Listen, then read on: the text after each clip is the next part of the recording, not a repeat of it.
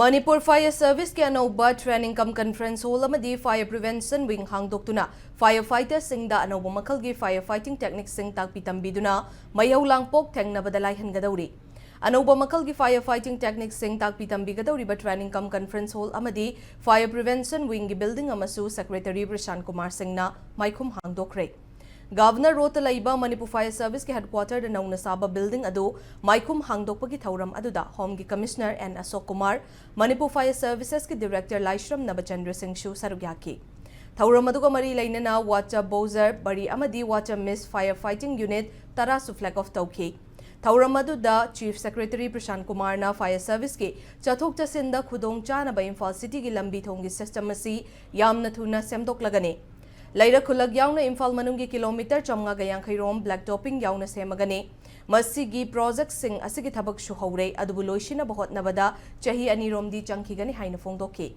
अमरोमदा इम्फाल मनुंगदा लैबा लैरा खुलगता लंबी पिकपा याउबना मरम ओइरगा अचौबा fire tender चंगबा यादबदगी motorcycle की water mist fire fighting team सु लैरे हाइबा वाफमसु चीफ सेक्रेटरी असिना फोंदोके